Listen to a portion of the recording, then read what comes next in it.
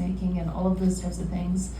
And what I found is that a lot of our rural communities have been really left behind, and our housing stock is terrible in most rural communities. And there's very little of it and very little opportunity and investment. And so I shifted my practice after doing a lot of political work into very rural communities to start to shift that paradigm.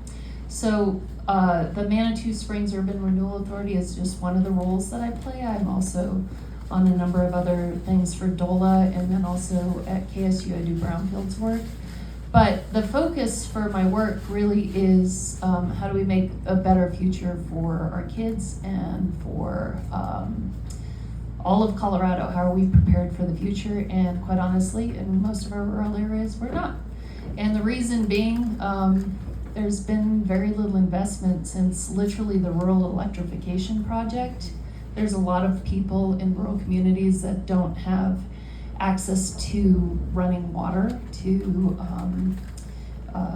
infrastructure, and to economic opportunities. So shifting that is important. Now in Manitou Springs, the Urban Renewal Authority is working on trying to get housing for, and my focus is really housing for families and housing to bring in opportunities for people to raise children, and what does the future of community look like in Colorado. So that's what I do. Glad I'm sitting next to a friend. We're just going to keep cozying up to each other over here. That's great. Hi everyone, I'm Steph Vigil, as I was introduced, former and future state rep for Central Colorado Springs. And you know, so much of what, there were a number of things that really compelled me to seek public office and to step into political leadership, and one of them was feeling really strongly that people need to have maximum choices for moving about in our city and finding places to live, work, and play that work for all bodies, all lifestyles, all budgets. And I've always just had this sense about Colorado Springs and what's so great about it. I was brought here as a teenager in 1999 and then moved away in my 20s because I felt like, well, this isn't my real hometown. I was brought here, I'm just going to go somewhere else. And I tried and failed to make myself a Chicagoan. It never really took. And I found myself moving back to Colorado Springs because it was just kind of calling to me. And I have felt since I've been back here, like, oh, okay, like this was my real hometown all along. Sometimes you have to go there on purpose. Sometimes you have to come back more than once. But the thing that always gets to me about the way that we have expanded so rapidly and with such low density and not really a thought for infill and neighborhood development is that we're kind of missing the purpose of the city. It was founded to be a nice place to live, a healthy place to live. There's no one in this state, I think, who would not say that outdoor living and enjoying nature is a major part of the draw of being in the state of Colorado, including in Colorado Springs. And so we're missing this great opportunity if everybody has to get around sealed inside of a car. Yes, and so the thing I usually tell people is that if you haven't gotten around our city outside of a car, you haven't even gotten to know her. And we are really just selling ourselves short so much by living a car-dependent life, by being so separated from each other. And I'm excited to bounce some of these ideas around with y'all. I'm really glad to be here, and really glad to also get back into the state capitol and keep doing work on housing and transportation. Right.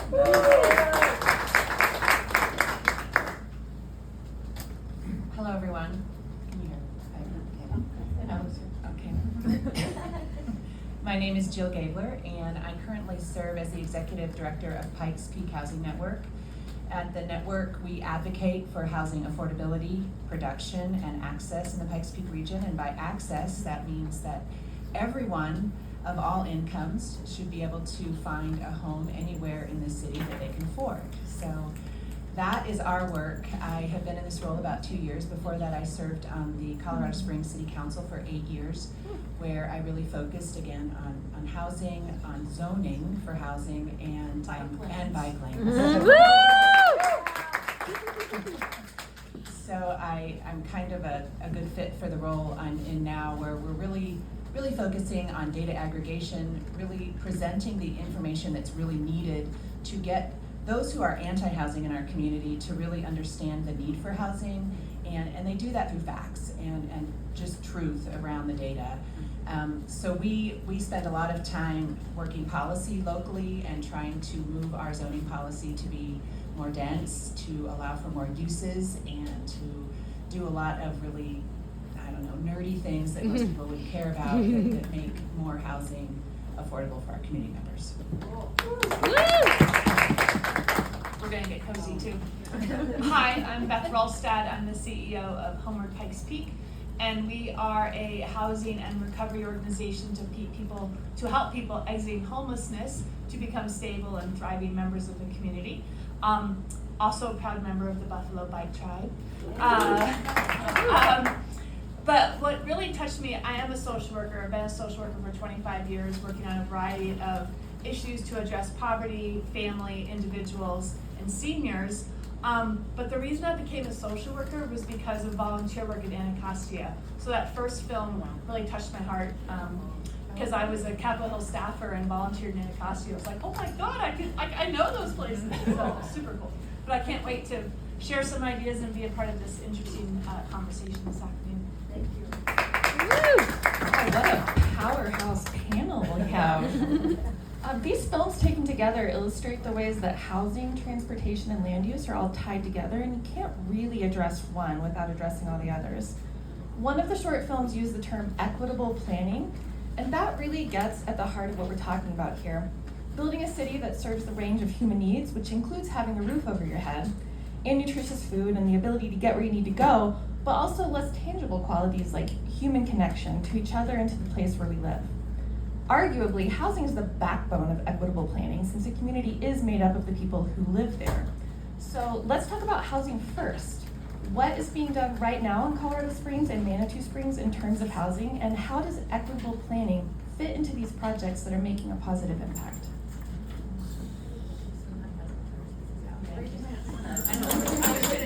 I know.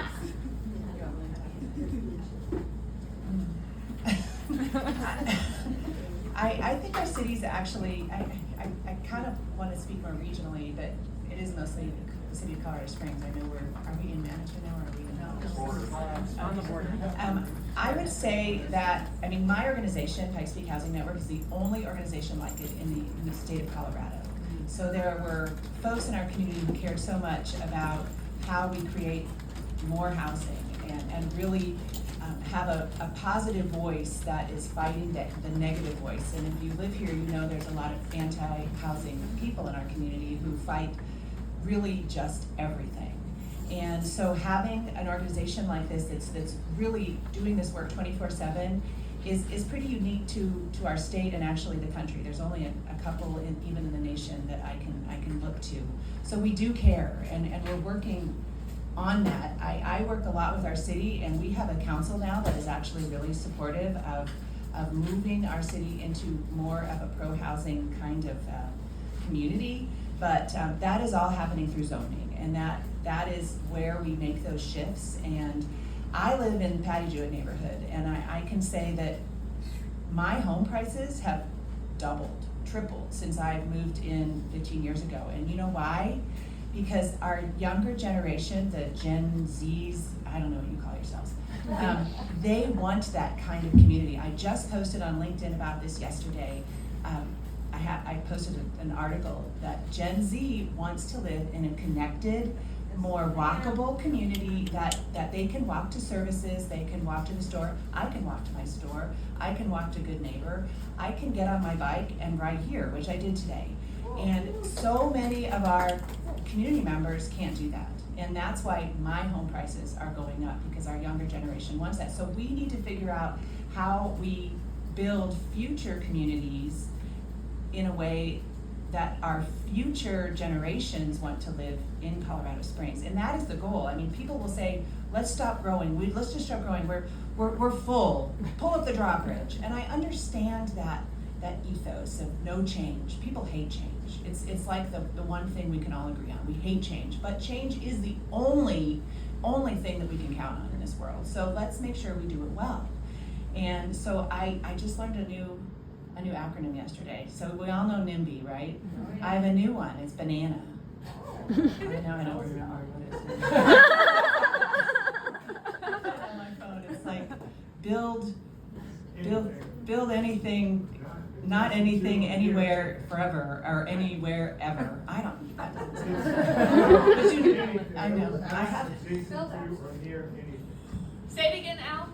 Build anything. Absolutely nothing. Or near anything. Yeah. That's Build even absolutely worse. nothing. Near. Yeah, air and, yeah, so we have a lot of that going on here. So it's not just about housing, it's growth at all.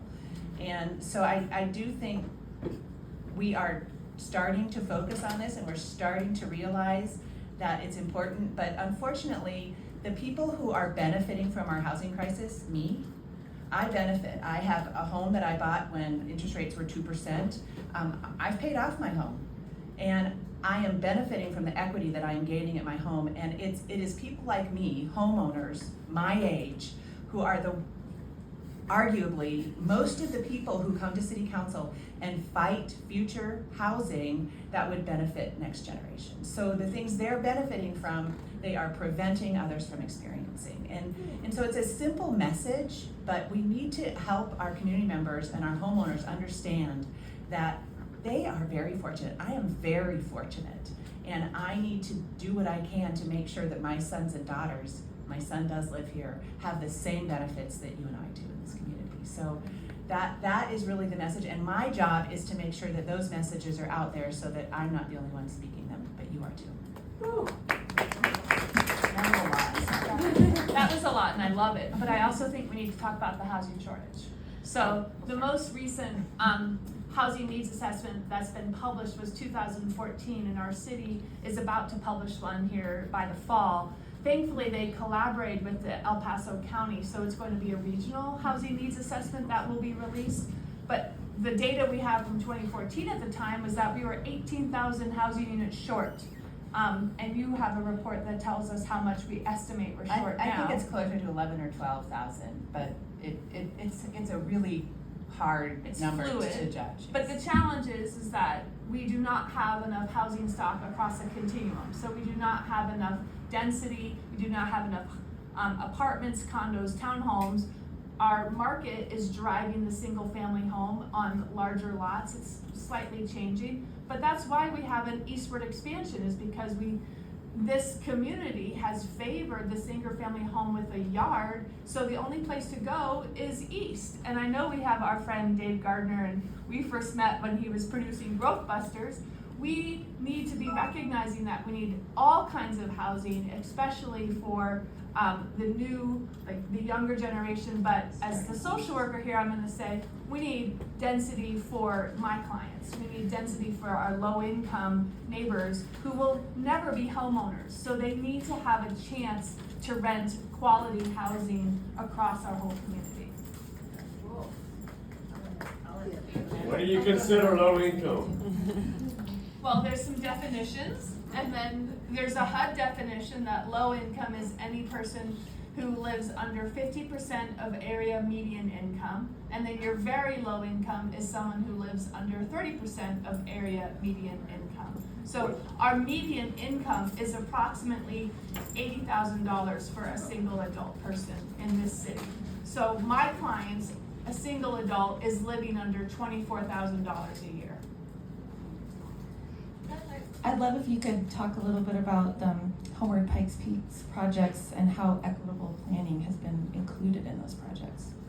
Sure. So our most recent project was opening an apartment building called The Commons in Stephanie's district, District 16. And it is for individuals earning under 30% of area median income. It's also for people of complex health challenges. So that's the work we do. Our homeless population, about 60% either has a mental illness or an addiction. And I think that's underrepresented in my experience as a social worker for 25 years. Almost 80 to 90% of our clients have a diagnosis, but they haven't had access to healthcare to get a formal diagnosis. An equitable, how we did the planning is that we researched what was being done in our community to serve the homeless population, and there wasn't a building that was addressing family homelessness. So we created the Commons. It's a 50-unit apartment building, and over half are for low-income families with who have experienced homelessness or who were at risk of homelessness. And they all had complex health issues when they came in. They either have a physical disability or a mental health or an addiction. And it's critical that, Housing First was a phrase that was kind of unintentionally used in the intro, but Housing First is a concept of providing housing to individuals with these complex issues and then get them engaged in services. I'm sure everyone here woke up in a bed today and you had a plan and you knew what it was going to be and you got to prepare food in your home today and you were able to accomplish some goals before you got here. If you don't have a roof over your head, you're not going to be able to dependably plan on where you're going to eat, take a shower, did you put on clean clothes, and do you know where you're going to sleep tonight? Housing First provides all of those things to a person experiencing homelessness and then lets them move forward. I could get on that soapbox all day, but we're really here to talk about housing. Electra, I wonder if you wanted to speak to Manitou Springs and equitable planning and housing, how that is being handled over that way. Well, we're working on it, I can say that much, at least from the Urban Renewal Authority perspective. I am trying to push the rock uphill to get housing built. There hasn't been a new apartment building since like the 70s, I think, built in Manitou Springs. And honestly, as far as equitable housing goes, there's work to do in Manitou. The zoning codes that Jill was talking about are extremely restrictive, and it's really difficult to get the amount of the density that you need. What Jill was talking about as well, as far as affordability goes, construction costs have gone up about like 800% since prior to COVID. And the cost of building something has just increased incrementally. Prop 123 funding has helped a little bit, but the onus is really on the community to put those pieces together. And if you have people standing in the way, turning down housing or making density less attainable, or height or any of those things less attainable, it's harder to put together a project because the cost of construction is really, really high. So building something that somebody can afford for a reasonable amount is difficult. So I have to say that we are working on it. We're not there, and there's a lot of work to be done, but also planning board and city council is, the elections are coming up, so if you live in Manitou, please consider running and being part of the whole process to make some change, because honestly, across the board, there needs to be some systematic changes, and we need to prioritize things in a different way, so that everybody has a good quality of life and a good quality of living. And a big part of that is everyone should have a roof over their head. So. The apartment proposal that was at La Fun and what happened to that? Speak to the 18 proposals that were at La Fun. There have been a number of different proposals at La Fun, and the Dillon. So the Dillon is not proposed as housing. I did show a proposal to the mayor about using that as a land bank for future workforce housing, and he liked that idea, so we'll see. Maybe that'll get kicked down the road for somebody, because it still is appropriate for that. La Fun is a project that we are trying to Sisyphean push the rock up the hill to make happen. The developers are working on it. They've worked really hard to try to make something happen. Everything from natural grocers to across the board right now, housing. So they did a LIHTC CHAFA application for affordable housing that was denied, and it was denied because of density. Now the density is based on the zoning, and the Planning Commission does not want to do any variances on zoning, and the owners of the property bought the property, and then the zoning changed about, I think it was 3 to 6 months after they purchased the property. So they had a different set of assumptions, plus COVID hit and nobody could have really seen that coming necessarily. So there were a whole bunch of different factors that have kind of played into that. But the entire reason I got involved with the Urban Renewal Authority is because I drove by the LaFun site so many times and I thought something has to happen here, please. And since I will soon be a resident in Manitou, I figured I better invest in it with my time. So. I do kind of want to add to what Jill, partly what you're saying about young folks wanting to be in the mixed use and dense neighborhoods. Something else I am noticing is how much more aware and how better educated about like systemic racial inequality and how it pertains to land use that a lot of our younger community members are. We have this kind of like the way that the highway cuts through in the southeast part of Colorado Springs and separated communities, and we bulldozed a whole neighborhood down there to do that urban renewal where America the Beautiful Park is now. And kind of like, besides like the one old church that's there, the only other remaining vestige is a mural that's under the highway, oddly enough, to honor Conejo Street neighborhood, right? And so I think, like, especially as we're, as we're pushing forward on this, like being really mindful about the sort of things that young people want to do to build a more equitable future. And one of those things is to reverse some of that, right? To heal, and to think more systematically about how do we make a more like inclusive and just society.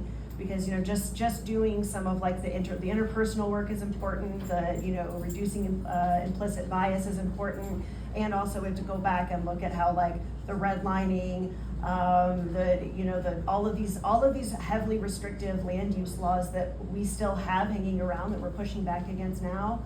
Far too many of them were explicitly written in the hopes of keeping Black and brown people away from white people. Like it worked. They did it, and we don't need to have these laws there if that's not a goal that we have as a society, to keep people apart by race and by class. So I think like being able to have that buy-in with younger folks that we are also fighting for a more equitable future when we remove those barriers, like that eliminating the cost is just the economic side of it. There's this whole other world that opens out in front of us that we haven't even begun to consider in terms of like righting those past wrongs. And so it's kind of an exciting cusp to be on, I think.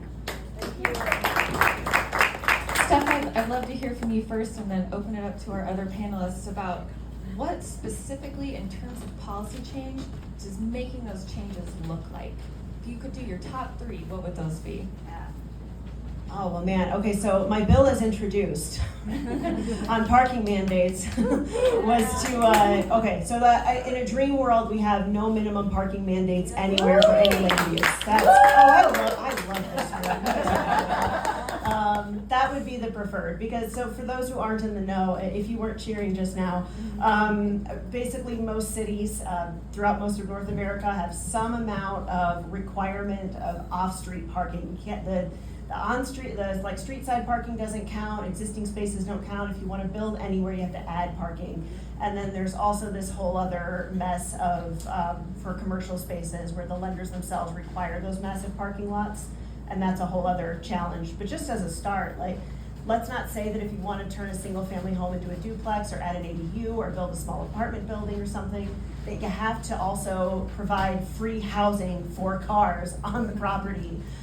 It is a project killer more than anything. And so the bill ended up passing, which, unfortunately Colorado Springs City Council has sort of thumbed their nose at, and we're going to see how that plays out. But we really narrowed it down to a more transit-oriented kind of approach.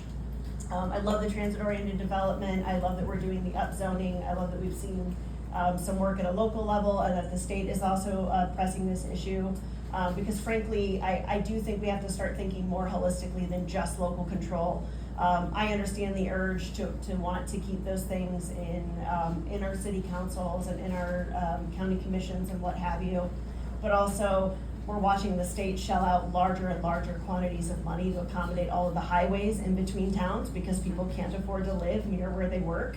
And so if we don't start thinking more regionally about that, it will not get better. So I gladly supported House Bill 1313 last year in the legislature. I gladly rolled back parking mandates close to transit stops. I gladly require that ADUs be a use by right. And I think if we don't kind of hit those, I think those are kind of the three big things, right? We upzone, we take away parking mandates, and we allow people to build on their own property as a use by right. And if we do the biggest version of those things that we can in as many places as we can, then I think we go a long way to meeting our housing goals.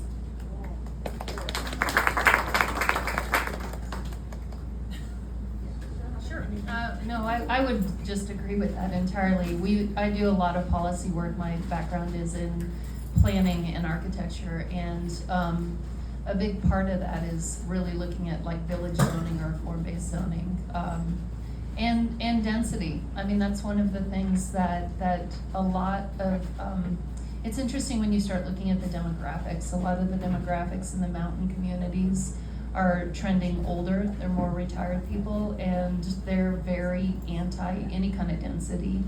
And what that does is it just makes everything, density and a mix of uses. It makes everything less affordable for the next generation. And so looking at those pieces and shifting things back towards like village zoning, where you're trying to create a mix of uses in a downtown core, and allowing denser housing projects makes a tremendous difference. And it doesn't have to look or feel denser either. That's the thing, is stylistically, if you're looking at things from a form-based perspective, you can fit things in a way that fits with your community. But I think sometimes communities, the people who have time to show up to the meetings where decisions are made, are people who are older and retired, who aren't working and taking care of children, who have the space to show up and make their voice heard, and the squeaky wheel gets the grease. You know, the people who complain the most get voice. And so I would really like more space made for younger people, for families, for parents, for other people to be part of that process and part of that decision making and part of that voice to really shape our communities, because I think that's incredibly important for now and for the future. I'll add a little bit and maybe push back a little bit. The city of Colorado Springs is a home rule city.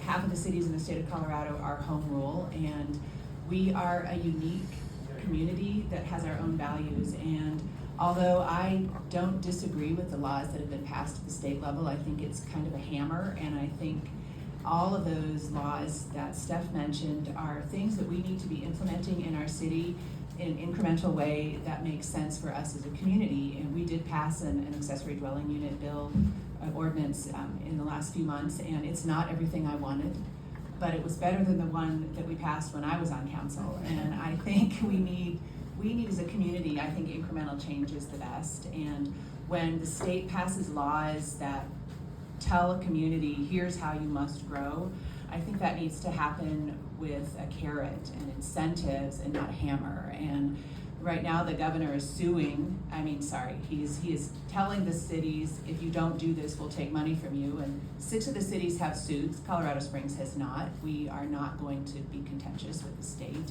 But I do think we need to figure out how to create this kind of change as a community. And we need to do that in a way that makes sense for us. So while I agree and like what they're doing, I think it needs to be given to the cities as, let's try to figure out how to do this ourselves. The city does have other things we're doing. I mean, we did pass a really progressive, I think, comprehensive plan back in 2016 when I was on council. And for all new growth in the city, as we're moving out, the zoning is actually really good and really opportunistic to do all sorts of great things. We don't have single family zoning anymore. You can build mixed use zoning, which is all the things that we want.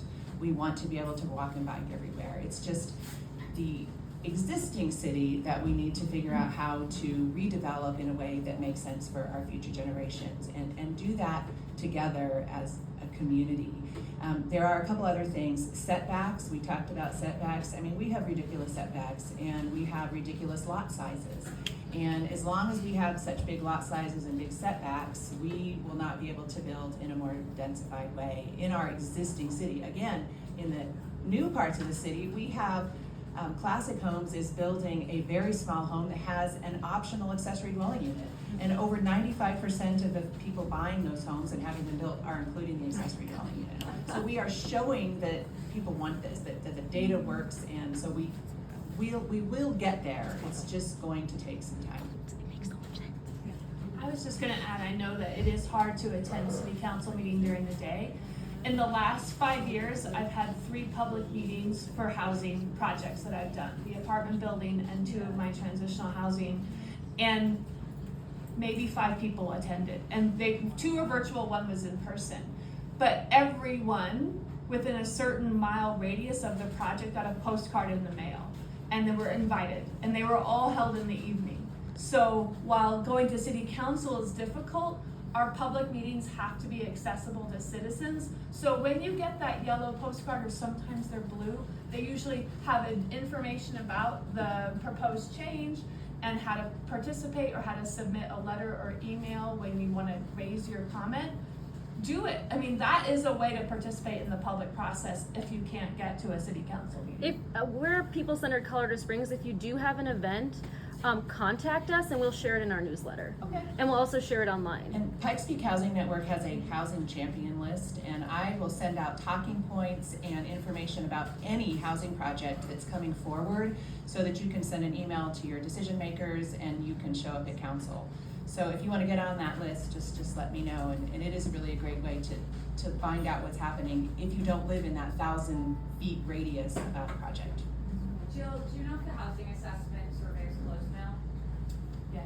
It did close, I believe, at the end of June. Yeah, the public meetings pre-release they're over. So we should be seeing that report probably around September 1st. And Beth, I appreciate you circling back to that, and I would like to, before we wrap this panel up, talk about things that people here today can leave here ready to do to push us towards people-centered housing and communities. I did want to ask you specifically, Beth, we've heard about, you work with a population that may not feel like there's time for incremental change because they're on the street right now. And I'd love to hear from you about what can be incremental change and what needs to change right now. Well, unfortunately, housing construction takes time. I would love for some of the red tape around construction for housing for those exiting homelessness to speed up. The most recent example we have of a building that opened to address homelessness was the Launchpad put forward by The Place. And thank you, that was a great project.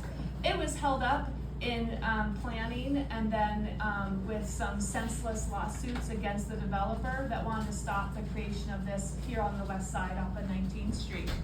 And thankfully my project, which is a similar size building just over on Academy by the Citadel, I didn't have those kind of delays. But about 7 or 8 years ago, a project that was for affordable housing that Grescio promoted down south of town on 115 had arson in the building. So there are things that are happening that slow down and prevent the construction of housing to address those who are dental hygienists, who are working in our grocery stores. All of my clients are like your servers in restaurants or work at the 7-Eleven. So the people who are serving you are people who need housing. So when these projects come forward, please talk to your neighbors and don't resist them and block them. Welcome them into your neighborhood because all of our neighbors need housing. The biggest problem we have with trying to help people exit homelessness is right now we have over 6,000 people experiencing homelessness in Colorado Springs. We have 3 emergency shelters. We have The Place, we have the RJ Montgomery for homeless families, and the Springs Rescue Mission. If all of those had every single bed full, that would be maybe 450 people out of the 6,000 experiencing homelessness. So what do I dream at night? I dream of vacant buildings and strip malls turning into housing. I would love for radical change in our zoning so that we could ease up and put vacant buildings into housing. We'll have challenges with that. Some of it is structural, like you know, the utilities that go to those buildings were made for commercial, not for housing. But all of that can be addressed. We can work our way and, you know, through engineering out of some of these challenges, and we could address housing today. So I would love to see more housing. Do you have time for one last thing? I just want to mention too, is I'm glad we're doing all like the housing needs assessments and all that, and I do take Jill's point. I mean, this was the conversation that through all of the land use bills is basically, you know, we don't want to tread on local control where it's going well, and also like we've got to do something, and it is an interjurisdictional issue.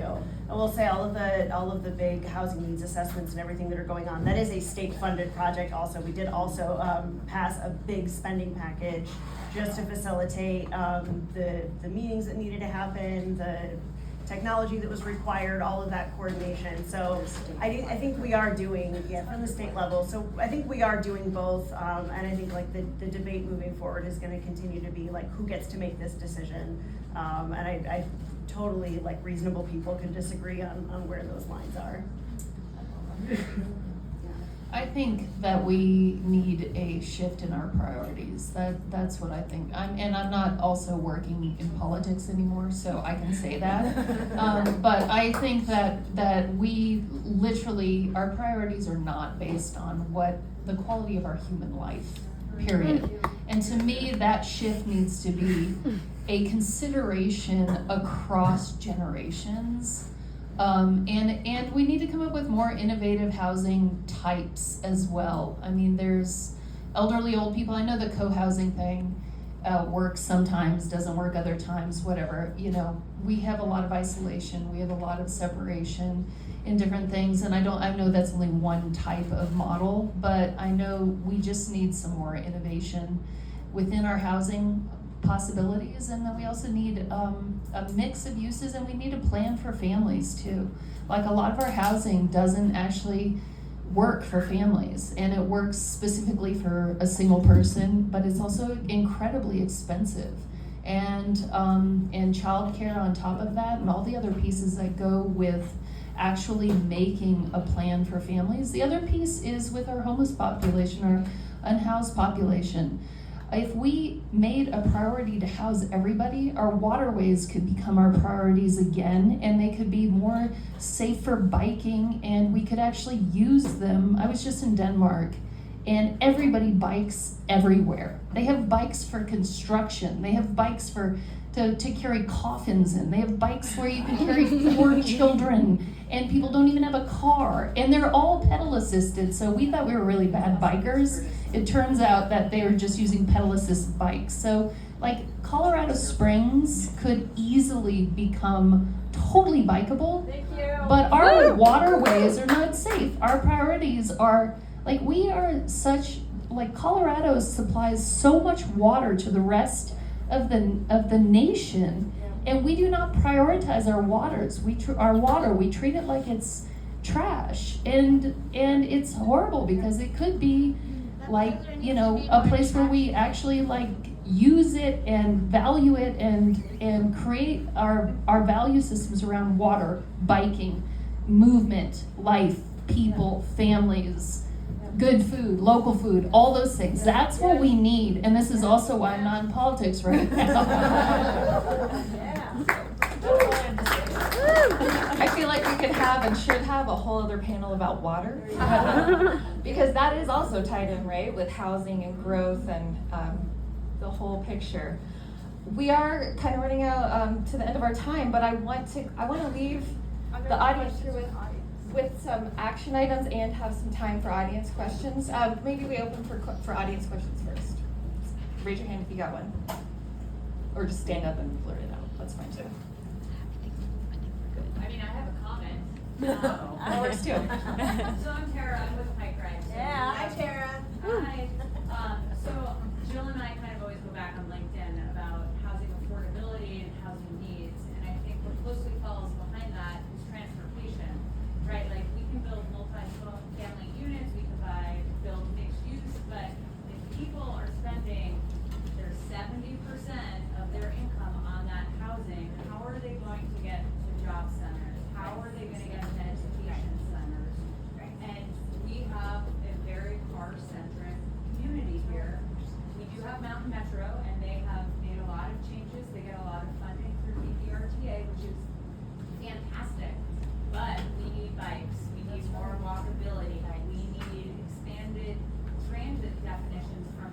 shape to include micromobility systems as public transit and public transportation. So maybe I'll stop there but comment. Well, and also the whole next film is about that, so we'll have ample opportunity to discuss that with our second panel as well, Also, so hopefully pretty Can I soon. throw out a little data? So we know that people should not be spending more than 30% of their income on housing. You also shouldn't be spending more than 15% of your income on transportation. So that combined 45% is your housing transportation cost. And that is why it's so important for us to be building all types of housing everywhere in our city for all incomes. And that is what comes up most when we have these housing projects. People in the Pine Creek neighborhood right now are telling me that's a great affordable housing project, Jill, just put it in the southeast. But we have huge employment centers, 2 hospitals right there, and if we could build some apartments up there for them, then they would have a shorter commute time, save transportation dollars, reduce congestion on our roads, reduce smog, and increase their quality of life. So we what you talk about, and I guess you're gonna talk about that later, but that's important data. All right, let's wrap this up with some actionable items that we can walk out of here thinking, I can't solve all of this right now, but I can do this thing. Wanna start, Beth? Sure. So, Homeward Pikes Peak is participating in a new project downtown. You may have seen the Clean and Safe initiative. And one of the things we did this past week was train 50 volunteers to understand the mental health and the substance abuse and trauma issues of people experiencing homelessness. And the surveys done after the training were really gratifying. They were mind-blowing. People don't understand trauma and they don't understand mental illness. And so my invitation to you is to take a class called Mental Health First Aid and understand what people experiencing homelessness are going through. Because yes, I'm a cyclist. I use the Midland Trail. I cycle all over the community. Yes, I see my clients and they might scare you, but what you don't know is that they're going through something and they would benefit from your kindness and not your aggravation. So please take Mental Health First Aid. You can take Mental Health First Aid by looking it up, but it's most often offered by NAMI or Diversus Health. I think I've pretty much said what I need to say, but again, so we provide the advocacy and the voice for the need for housing, and I send out monthly newsletters, I send out a lot of information, and we are just about to begin a community engagement campaign. We did some polling. We understand now who will be receptive to moving to become more pro-housing, what those messages would be like, and so if you want to engage in any way on that or just move forward the messaging, please just get on my newsletter list and then you can be part of that because we need more voices out there supporting housing. So I was trying to double check the dates and I don't remember exactly what it is. It's usually gonna be like the last week of September moving into October, but every year America Walks promotes this Week Without Driving Challenge. Some of you may be familiar with it. All right. I'm gonna ask everyone in this room, anyone who asks for your vote for a public office over the next year, school board, municipal races, state house, county, Congress, anything, challenge them to do the Week Without Driving Challenge. And don't take no for an answer until you get some kind of commitment from them. Even if it's actually not physically possible for them to get around without a car for that week, they should take the challenge. And document what that looks like day to day, right? So I've known people who have taken the challenge and they actually just like physically where they live, there you can only get in and out with a private motor vehicle, and it is what it is. And I understand that that's their life. So what happens is that every day they go, okay, what would it look like if I actually tried though? Like, do I walk 90 minutes to a bus that only runs once an hour and then it's gonna stop at 5 and I'll have no choice but to Uber back? Okay, that's what my day would look like if I literally couldn't drive today, right? And you should have to do that. I think you should have to go through that process and be thinking about it if you want to hold public office, make governing level decisions, anything that's gonna impact our public budgets, you should know what it looks like for people outside of a car. So challenge your people. Obviously I do it. I cycled here from, Rustic Hills, right? But I'm not like most people who have sought and held public office, and we need more people to join in that fund. I I guess I would say my call to action is this: we need younger people in positions of choice, power, and decision making. And so I see a lot of younger people in here. I'm 50, and I assume that there's people younger than me here. Getting involved is a commitment, but I think it's necessary. So everybody in this room, I implore you to sit on a board, take your time and engage and invest your time as a citizen. It is our necessity, and it is our, like right now, culturally, we need your engagement across the board to be engaged. And for me, I always feel more empowered when I'm working towards the common good. So it helps elevate yourself too. So get engaged and show up and sit on a board. It's a pain in the butt, but it's necessary and it's important, and it is the kind of work that shapes our community. Every little board, every little space, all of those pieces across the board, whether it's library or planning commission or housing, or all of those things are making decisions that impact your lives and your neighbors' lives. So get involved. So that's my please do that. Thank you. Big round of applause to our panelists.